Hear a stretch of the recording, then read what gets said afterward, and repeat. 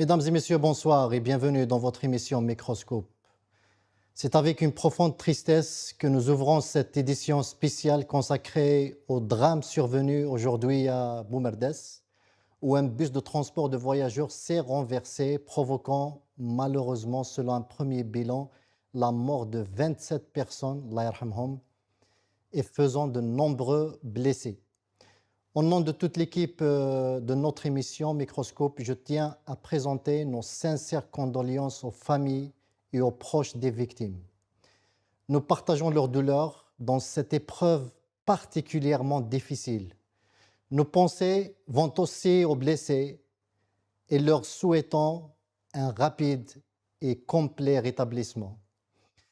Ce drame ravive déjà une question douloureuse que beaucoup d'Algériens se posent aujourd'hui. Comment accepter qu'après tant de catastrophes, si peu de choses ont changé? Presque une année s'est écoulée depuis l'hécatombe de l'Harrach, si vous vous rappelez, et pourtant les mêmes inquiétudes demeurent. Des bus vétustes, parfois indignes du transport de voyageurs, des routes dégradées et des difficultés persistantes liées à l'approvisionnement en équipements essentiels comme les pneus, la pièce détachée, etc. Ce soir, notre émission ne cherchera ni le sensationnel ni la polémique facile, mais nous avons le devoir de poser les questions qui dérangent et d'exprimer l'exaspération de milliers de citoyens qui refusent de voir ces tragédies se répéter. À tout de suite.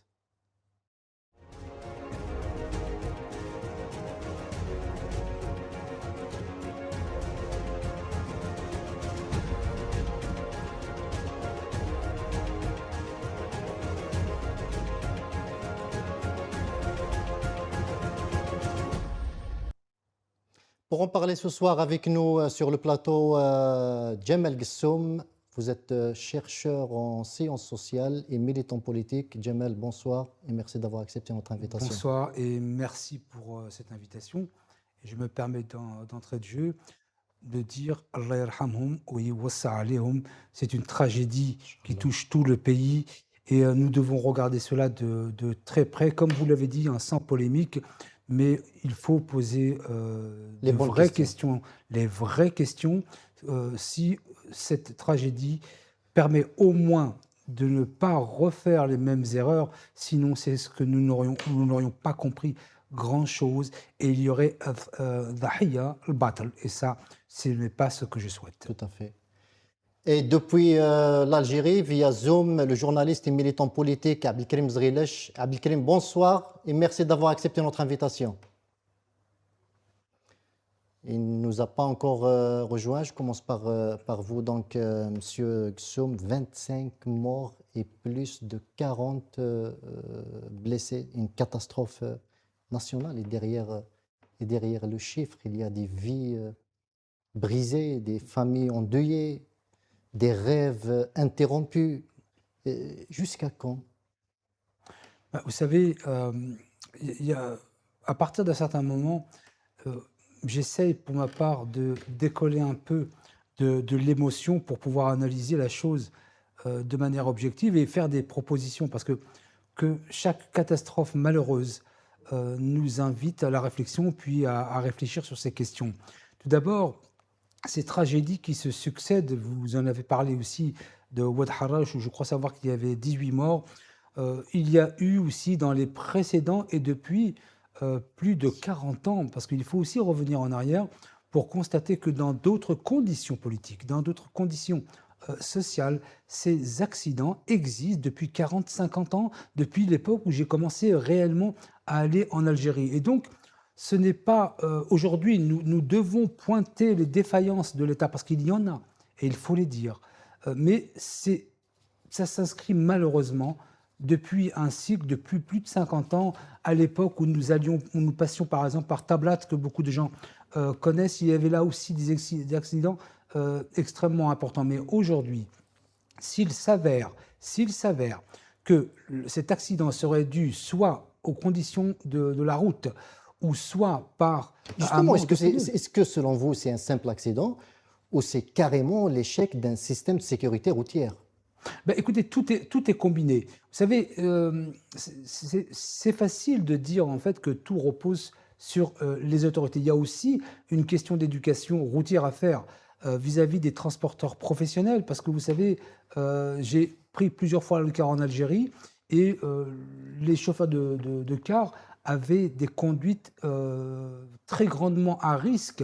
Il y a cette éducation à faire aussi. Il y a aussi le fait de permettre aux sociétés de transport de ne pas être en pénurie de pneus parce qu'ils ne peuvent pas arrêter de travailler. C'est une mise en danger dont l'État est directement responsable, de la même manière que pour les pièces détachées, de la même manière que pour les plaquettes de frein. Je veux dire que je parle de plaquettes de frein, mais les conséquences peuvent être absolument catastrophiques. Et donc, il y a d'abord l'État qui doit jouer le premier rôle dans le cadre de la sécurité routière, c'est-à-dire avoir des routes qui soient correctes et de permettre aux transporteurs professionnels de disposer, et non pas, comme ça a été dit il n'y a pas très longtemps, de pneus tous les 6 mois. C'est quelque chose qui me semble être complètement hors de propos.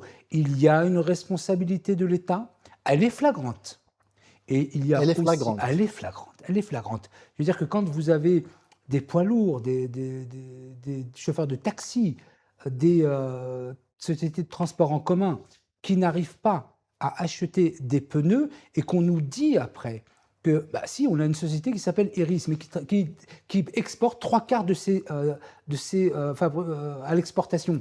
Comment voulez-vous que les gens... En plus, le problème, c'est travailler. On va y revenir sur le sujet parce que j'ai aussi une anecdote à vous raconter Mhm. qui m'est arrivée aujourd'hui. On vient d'être rejoint par Abdelkrim Zrilesh. Abdelkrim Zrilesh, vous êtes journaliste et militant politique. Bonsoir et merci d'avoir accepté notre invitation. Bonsoir, mon ami, merci à vous et bonsoir à votre aimable invité. Abdelkrim, quelle a été en fait votre première réaction en apprenant ce drame national, le renversement de ce bus et la mort de plus de 20 personnes? Donc, je crois qu'on a atteint le chiffre de 26 personnes, si je ne me trompe pas. Le Bien sûr, ministre, avant toute chose, il y a 20 minutes, le ministre a avancé le chiffre de 27 personnes. 27, d'accord. Avant toute chose, je tiens à présenter mes condoléances, bien sûr, à l'ensemble des familles des victimes. Vous savez, mon ami, qu'est-ce que je vais vous dire avant?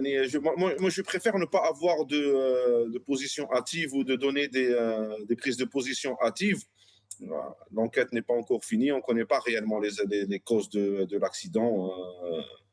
Je rejoins parfaitement votre invité quand je dis que peut-être la faute humaine peut être prise en considération.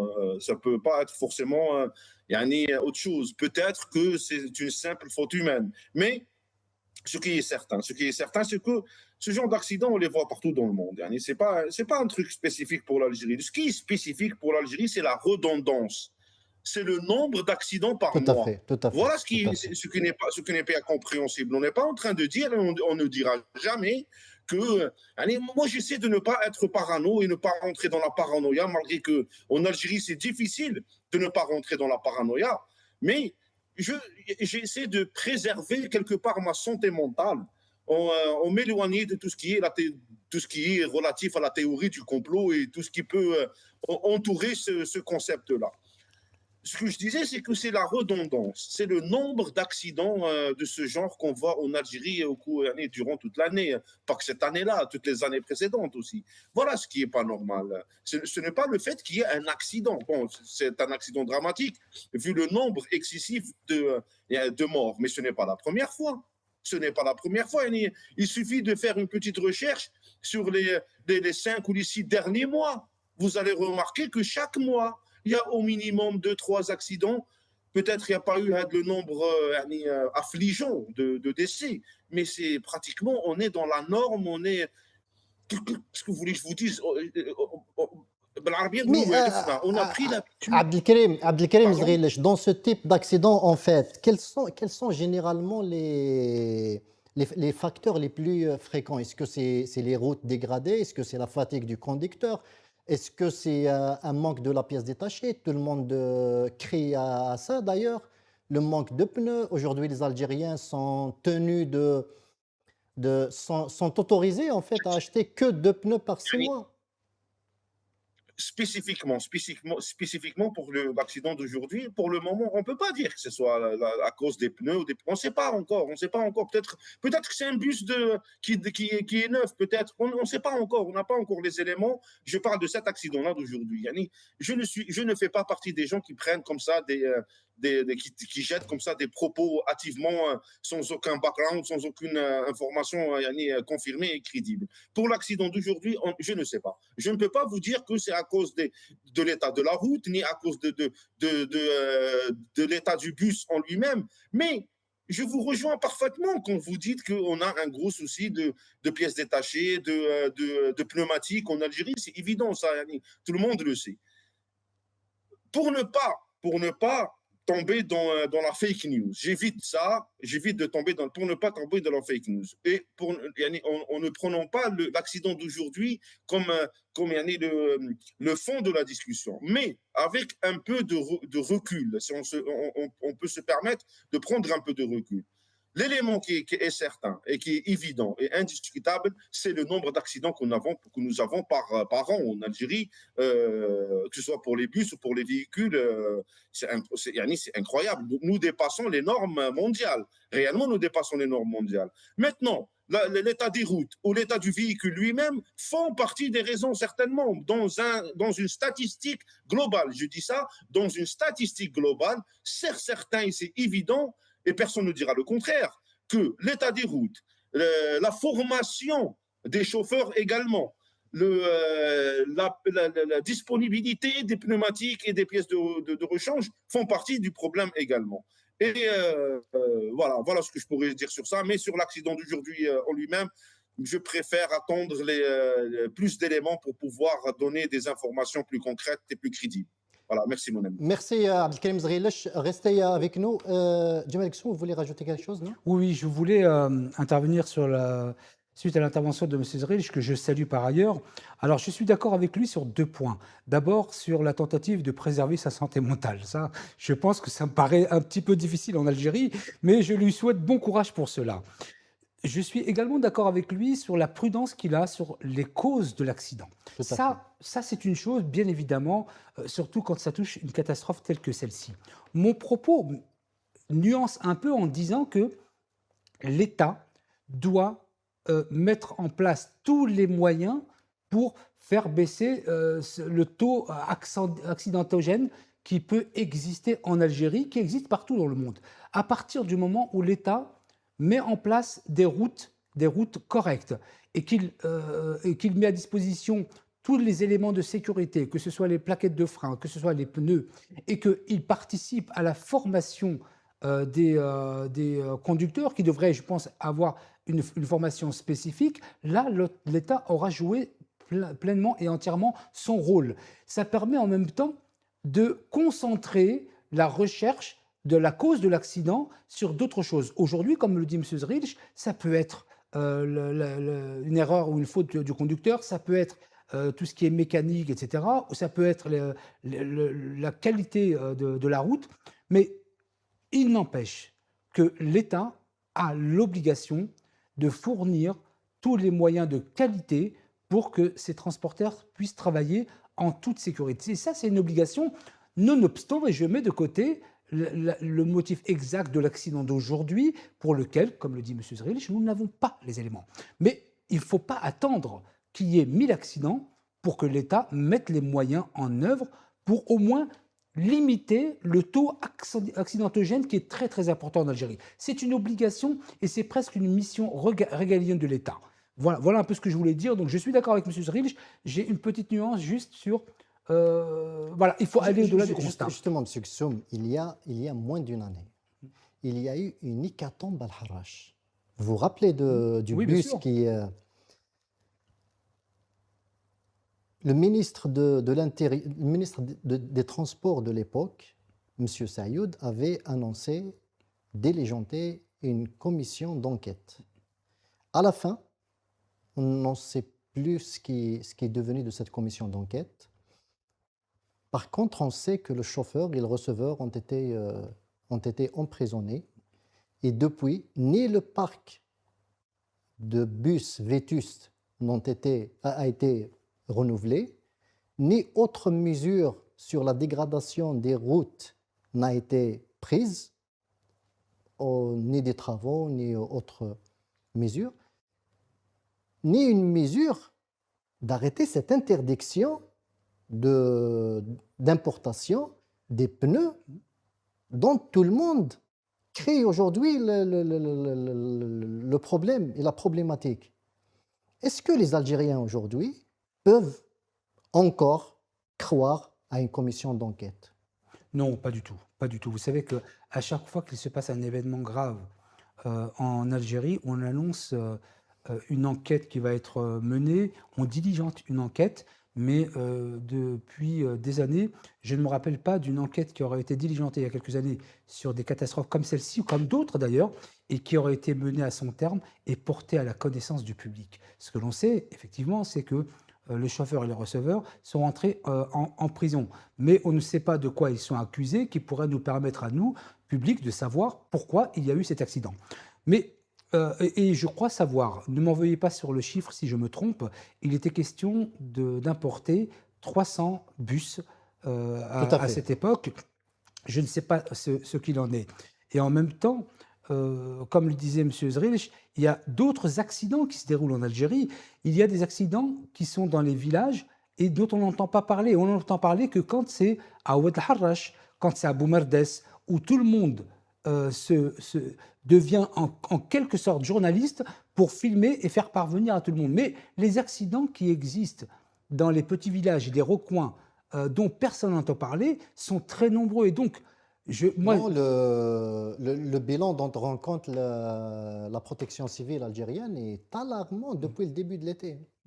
bien sûr, alors c'est vrai que les accidents, en général, augmentent sur la période estivale. Ça, c'est quelque chose qui est vu, je dirais, pratiquement partout dans le monde. Mais on ne va pas se tenir ou se maintenir sur des statistiques estivales pour ne pas mettre en place les choses de manière concrète. Et c'est pourtant, je pense que ce n'est pas difficile que de vérifier l'état des routes, que de permettre aux sociétés de transport d'acquérir les moyens de sécurité. Ça n'est pas difficile non plus que d'obliger les chauffeurs de transport en commun à suivre des formations régulières. Donc tout cela, ce sont des missions d'État. Et moi, je constate objectivement que ces missions d'État, ces missions régaliennes, ne sont pas mises en place au détriment de la population. Très bien. La présidence de la République a réagi juste après cet accident. On va écouter l'annonce de la présidence de la République. هذه المناسبة الأليمة أعلن حدادا وطنيا لمدة 3 أيام ابتداء من اليوم تنكس خلالها الأعلام الوطنية عبر كامل التراب الوطني. Abdelkrim Zrilch, la présidence de la République a annoncé un deuil national de 3 jours. Le Premier ministre, le ministre de l'Intérieur et une importante délégation du gouvernement s'est rendue sur le lieu de cette catastrophe. Est-ce que c'est ce que attendent les Algériens aujourd'hui? Et avant Non, non, que vous franchement, vous répondiez à cette question, je vais vous raconter une petite anecdote. J'ai appelé un ami, un confrère journaliste dans un journal gouvernemental pour lui poser cette question simple. Je lui ai dit, est-ce que c'est vrai cette question des pneus, de pièces détachées, etc. Il m'a dit que son cousin à lui a garé sa voiture depuis 2 mois parce que, pour faute de pièces, il n'y a plus de pièces détachées, il n'y a plus de pneus. vous savez, pour cette question-là, avant de revenir au deuil national, c'est une réalité. Toute personne ne peut cacher ça. Il suffit de prendre ce que moi je fais en généralité, et j'en profite d'ailleurs, hein, en général plutôt. Il suffit que je prenne un taxi. Je profite du trajet toujours, chaque fois que je prends un taxi. C'est ce que je fais pratiquement tous les jours. je profite toujours du du trajet plutôt, pour discuter avec le taxieur de tout ce qui se passe. Parce que le taxieur, quelque part, c'est un thermomètre, un baromètre. Un baromètre, tout à fait. Un baromètre de la pression sociale, parce qu'il passe sa journée à discuter avec les gens. Et parmi les sujets récurrents, pour le taxieur lui-même, c'est ce problème de disponibilité de pneumatiques et de pièces détachées. Il suffit de prendre un taxi en Algérie, n'importe lequel, dans n'importe quelle ville, dans n'importe quelle wilaya, dans n'importe quel quartier, le taxi va vous confirmer lui-même ce gros souci de disponibilité. Parce que lui, pour le taxi, entre parenthèses, le véhicule, ce n'est pas un simple véhicule, c'est un outil de travail. C'est son outil de travail. Donc pour lui, la question, elle est 2 fois plus importante qu'un cousin qui peut se permettre de garer sa voiture, parce que ce n'est pas son gagne-pain. Par contre, le taxieur ou le chauffeur de bus ne peut pas garer son véhicule, parce que c'est, en plus d'être un véhicule, c'est son gagne-pain, c'est son outil de travail. Et tout bêtement, il va vous exposer ce souci de non-disponibilité de pièces de rechange et de non-disponibilité de pneumatiques. Oui, je vous confirme, d'après mon expérience journalière en Algérie, que c'est un problème réel, c'est un souci réel existant en Algérie. Maintenant, si on revient aux 3 jours de deuil national... Abdelkrim, est-ce que ce n'est pas de la non-assistance à un peuple en danger? Elle est bonne, cette question. Oui, cette question, elle est bonne. Non-assistance à personne en danger. Non-assistance à personne en danger. Oui, je dirais que c'est exactement cela, quelque part. Oui, on peut prendre la chose de ce point de vue-là et considérer que c'est de la non-assistance à personne en danger. Un peuple en danger. Un peuple en danger, oui. Pas une seule personne. Un peuple.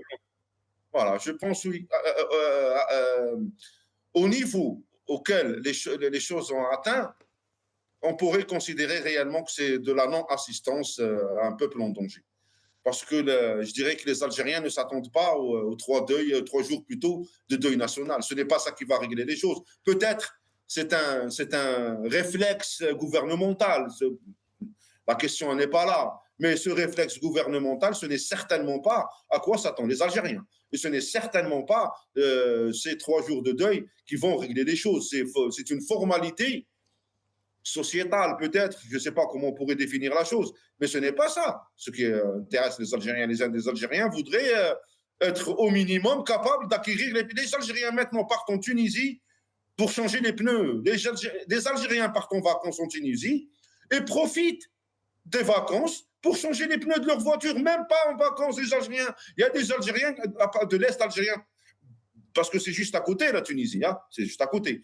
Ils partent spécialement pour changer les pneus de leur véhicule. Qui ne connaît pas des Constantinois ou des gens de Annaba ou des gens de Sikikda ou des gens de l'Est algérien qui ne partent pas en Tunisie pour changer des pneus. C'est une réalité, ça aussi. Donc, franchement, Yanni, pour finir et pour répondre à votre question, est-ce que ces 3 jours de deuil national pourront changer quelque chose? Je ne pense absolument pas, même pas d'un point de vue purement psychologique, parce que les Algériens en ont marre. L'Algérien, peut-être ces 3 jours de deuil national auraient eu un effet psychologique au minimum dans un cas normal, dans une situation normale. Mais la situation dans laquelle nous vivons, ces 3 jours de deuil national, je pense même que ça pourrait avoir un effet contraire, un effet négatif. On aurait presque, je dis bien presque, l'impression qu'on est en train de, on est en train de, j'arrive pas à trouver un qualificatif gentil. On est en train de se foutre de nos gueules. Voilà, merci. Merci Abdelkrim, mais le Premier ministre semble déjà désigner les coupables, ou en tout cas les responsables. On va l'écouter.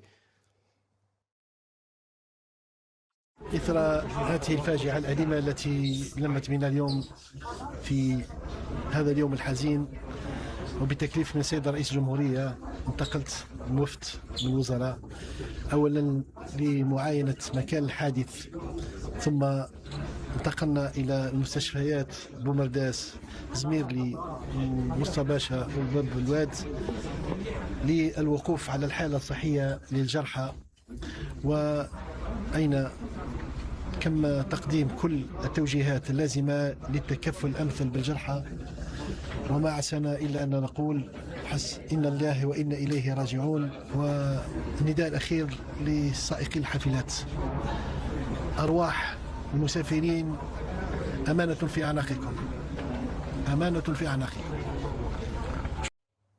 Le Premier ministre, Sefi Ghraib, il dit la chose suivante. Il s'adresse en fait aux conducteurs des bus.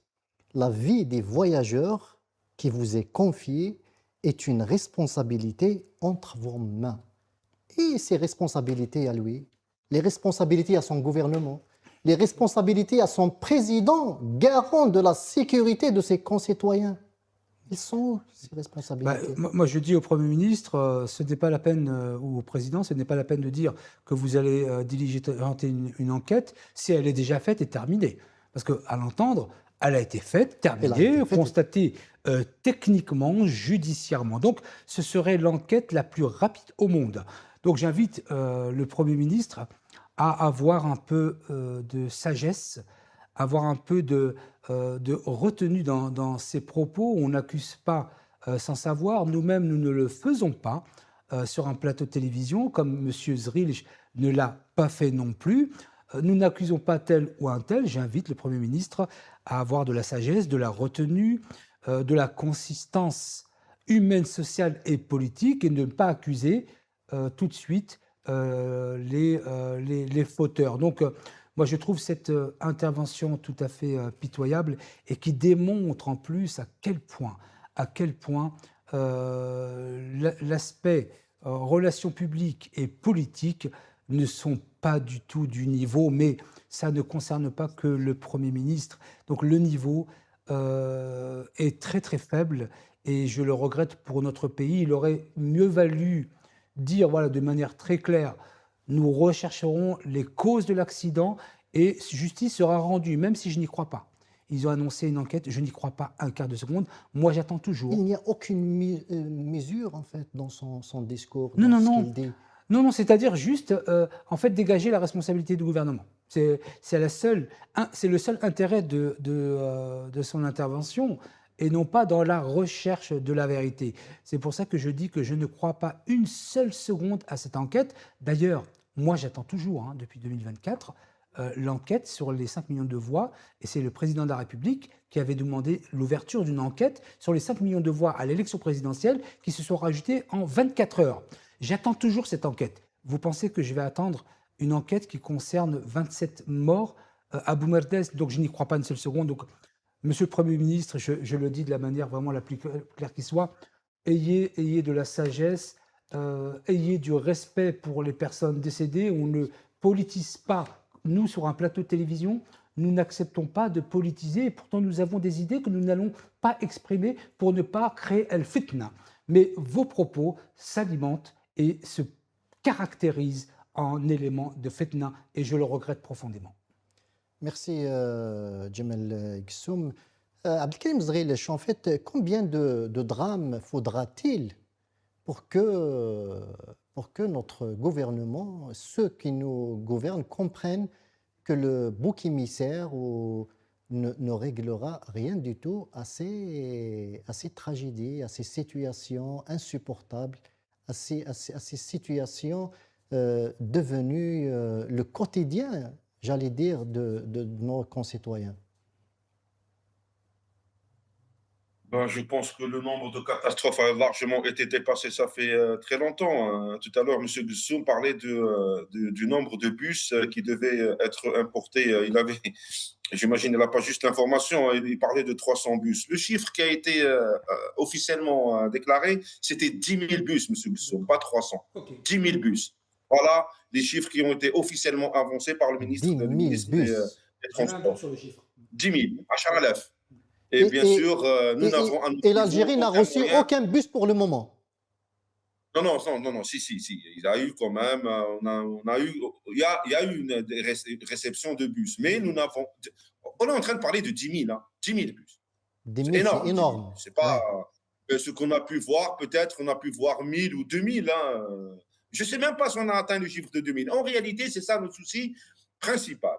Nous n'avons aucun moyen de vérifier ce qu'ils font. Nous n'avons aucun moyen de voir l'application de toutes ces annonces, toutes les annonces que fait le gouvernement. Nous n'avons aucun moyen technique de confirmer ce qu'ils font sur le terrain. Nous n'avons aucun accès à aucun chiffre. Ils ont parlé d'importation de 10 000 bus. Comment voulez-vous qu'à notre niveau, on sache réellement combien de bus ils ont importés? Peut-être que le drame d'aujourd'hui aurait été évité,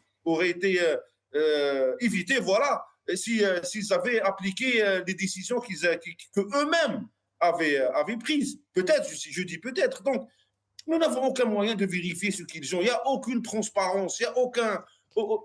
Les institutions de l'État n'affichent pas les chiffres que tous les moyens, que plutôt que tous les citoyens, auxquels tous les citoyens devraient avoir accès, comme partout dans le monde, d'une manière aussi naturelle et aussi normale que possible.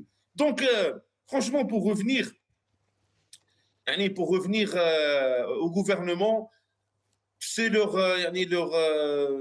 réaction naturelle et habituelle, et maintenant on a l'habitude de ça. Et ils essaient tout simplement de dégager leurs responsabilités. On se souvient clairement, hein, l'accident qu'il y a eu à Al-Harrach, finalement, c'était qui le responsable? C'était le chauffeur du bus et le receveur du bus. C'est eux les responsables, ils sont en prison, voilà, dossier clos, affaire classée. Ça ne m'étonnerait pas que pour cette affaire-là, pour toutes les autres affaires, ça va être...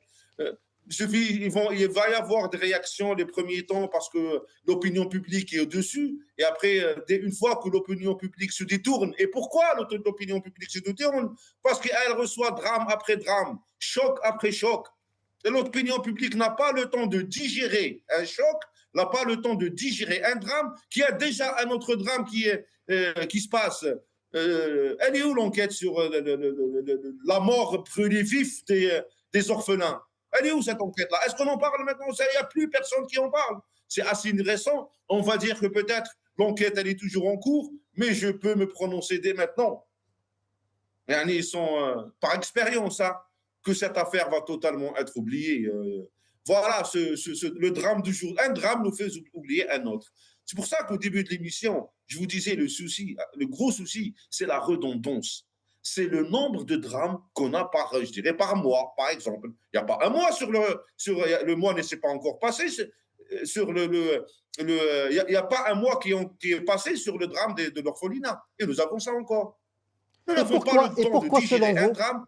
Et pourquoi, Abdelkarim, pourquoi, selon vous, le gouvernement n'apprend pas les leçons du passé? Apprendre, c'est pour se développer, c'est pour changer, c'est pour modifier. C'est ça l'objectif de l'apprentissage. C'est ça l'objectif d'apprendre quelque chose. C'est de l'utiliser pour changer, pour modifier, pour se perfectionner. Ça n'a jamais été leur objectif. Leur seul objectif, c'est de rester au pouvoir. C'est ça leur seul objectif. L'Algérien qui n'a pas encore compris ça, c'est un Algérien qui n'a rien compris à ce qui se passe en Algérie. Ils n'ont pas besoin d'apprendre des expériences du passé parce qu'ils n'ont pas besoin d'évoluer. Évoluer, ce n'est pas dans leurs objectifs. Leur objectif, c'est de rester de rester au pouvoir. On gère dans l'urgence toutes les catastrophes qui se passent, et je pense que tous les Algériens voient ça, et ils peuvent confirmer ceci. On gère toujours les événements dans l'urgence, et une fois que l'événement en lui-même est oublié, on passe à un autre événement qu'on va encore gérer dans l'urgence. Et une fois l'événement oublié par l'opinion publique, on passe encore à un autre événement qu'on gère dans l'urgence. Et tout cela, pourquoi? Parce que ce n'est pas l'opinion publique qui décide qui est au pouvoir. Ces gens-là n'ont pas besoin de rassurer l'opinion publique, n'ont pas besoin de convaincre le citoyen algérien, parce que ce n'est pas le citoyen algérien qui les met au pouvoir. Donc c'est un problème de légitimité. Pardon? C'est un problème de légitimité. Dire que c'est un problème de légitimité, c'est simple et simpliste. Vraiment, c'est simple et simpliste. C'est de vraiment simplifier les choses. C'est beaucoup plus profond que ça. Ce n'est pas un simple problème de légitimité. C'est aussi un problème je dirais, de culture nationale. Quelle réaction on va avoir? Quelles sont les réactions qu'on s'attend de la société civile par rapport à ça? Eh ben, on va voir. Pourquoi mettre tout sur le dos du régime? Moi, je ne fais plus partie des gens qui mettent absolument tout sur le dos du régime. Le régime, elle est là, Mais il est dans son rôle. Abdelkarim, excusez-moi. Qu'est-ce que peut faire la société civile? La société civile ne peut faire que de la prévention. Mais Oui. est-ce que c'est du rôle de la société civile, par exemple, d'arrêter un bus vétuste qui est mis en circulation? Qui est responsable C'est de le ce rôle. bus vétuste mis en circulation? Qui est responsable de cette route dégradée? Est-ce que c'est la société civile ou c'est le gouvernement? Mais ce n'est pas le premier bus. C'est le centième. La société civile n'a pas réagi au bout de 4, 5, 6 bus. C'est normal. C'est évident que ce n'est pas le rôle de la société civile d'arrêter les bus vétustes. Mais est-ce que au la bout de société 5, civile 6 bus, aujourd'hui, la société civile est-ce a que la société le civile, lorsqu'on devoir parle de de réagir. société civile, on parle d'associations, on parle de partis politiques, est-ce que tout ce bon monde-là a la liberté aujourd'hui de dire, de proposer, d'essayer de proposer en fait des changements? Voilà, on arrive à l'essence même de la question. Il n'y a aucune liberté. Nous n'avons même pas liberté de protéger nos vies. Moi, j'ai peur maintenant de prendre le bus pour partir à quelque part. J'ai peur. Prendre le bus, c'est un risque.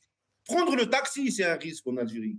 Pour plusieurs raisons, pas que les accidents, il y a plusieurs choses qui se passent en réalité. C'est dangereux. C'est un risque.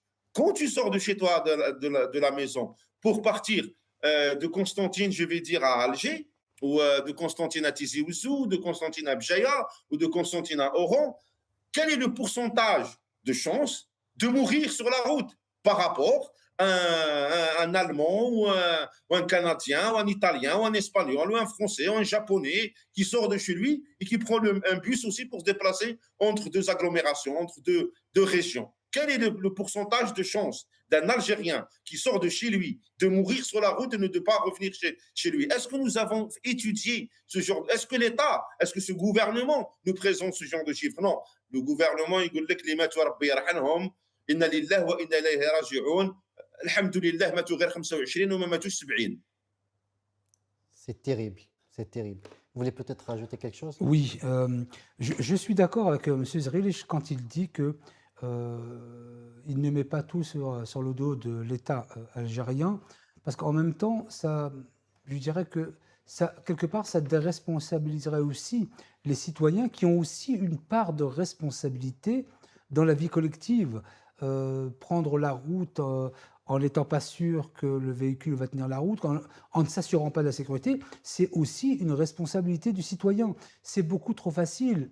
Et M. Zrilic, Mais c'est l'État qui organise la société aussi. je n'ai pas souvent été d'accord avec lui sur des émissions précédentes, mais aujourd'hui, en tout cas, sur toute la ligne... Vous êtes sur la même ligne? Oui. C'est-à-dire que, d'abord, il y a une question de responsabilité. L'État n'assume pas ses responsabilités. On l'a entendu avec ce qu'a dit le Premier ministre. La question des citoyens, parce que vous parliez tout à l'heure de non-assistance à peuple en danger, hein, mais il y a aussi la non-assistance à personne en danger quand un chauffeur de bus, et moi j'en ai connu beaucoup en Algérie depuis une quarantaine d'années, qui prennent la route quoi qu'il en soit, quoi qu'il en coûte. Et donc, il faut éduquer ces professionnels de la route. Moi, je tiens énormément à cet aspect des choses, les éduquer en termes de formation. Aujourd'hui, en France, pour être chauffeur, il faut une formation spécifique. Et donc, il y a la formation, la prise de conscience, il y a même une tunique spéciale, et bien sûr. il y a une organisation. Mais évidemment, mais l'État, quelles sont les responsabilités de l'État? Parce qu'il y en a des responsabilités de l'État. C'est de permettre d'avoir des routes qui soient je dirais, sécures, de mettre à disposition du matériel de sécurité, que ce soit les pneus, les plaquettes de frein. Il y avait des plaquettes de frein qui se vendaient, je crois, il y a une quinzaine d'années.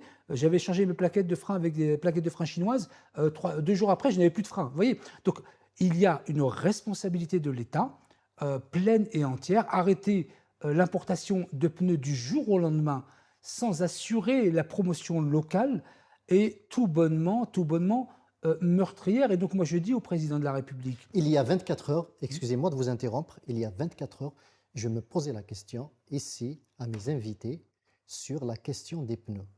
j'avais abordé l'entretien présidentiel accordé par le président Abdelmajid Tebboune aux journalistes. Je me suis posé la question, pourquoi ces journalistes ne posent pas la question sur les haragas, sur les questions qui concernent réellement les Algériens et auxquelles ils attendent des réponses, mais aussi sur la crise des pneus. On a vu même des influenceurs algériens qui ont fait des vidéos. Anestina, pour ne pas le nommer, avait fait une vidéo pour dire Ya Jama'a, rana na'anéo. Il faut trouver une crise à cette question des pneus. Nas rahi tmout.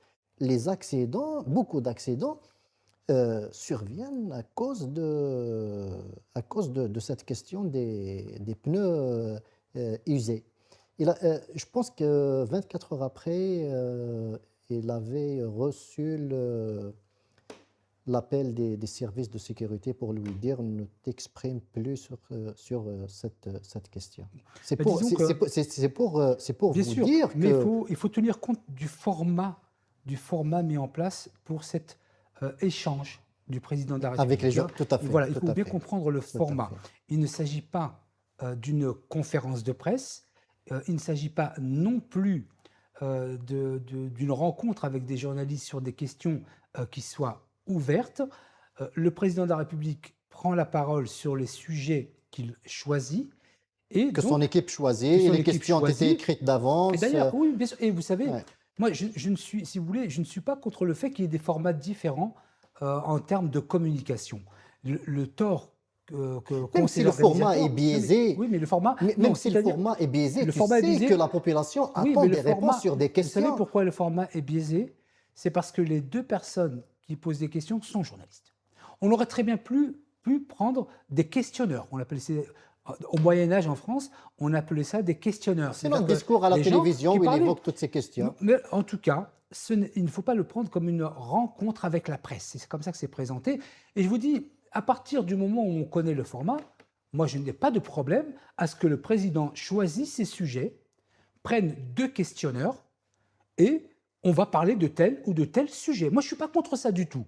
Mais c'est vrai que le format est biaisé parce que les deux personnes, les deux questionneurs, sont journalistes. Et c'est pour ça que ça pose un problème. S'ils n'étaient pas journalistes, si on ne les présentait pas comme journalistes, vous ne vous poseriez même pas la question. Très bien. On va écouter maintenant le ministre de la Santé qui s'est dépêché dans les hôpitaux où se trouvent les blessés de cette catastrophe. كاين زوج مصابين راهم الحاله تاعهم مازالها نسبه تجاوز الخطوره.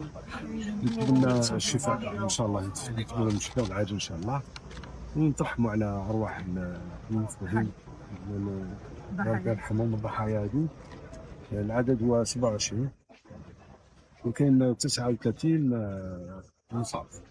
هذا الحصيله هذه حصيله من الاقل. Abdelkrim Zghilech, un commentaire. Un commentaire, voilà, un commentaire. Je ne savais pas que toute l'émission allait tourner autour de l'accident parce que je n'ai pas autre chose à dire. Je pense que là, on a tout dit sur ce sujet-là. Je pensais qu'il y avait quand même un autre sujet durant l'émission. Là, on est en train on parle et on se redit, on redit les mêmes choses. On est en train de se redire en réalité.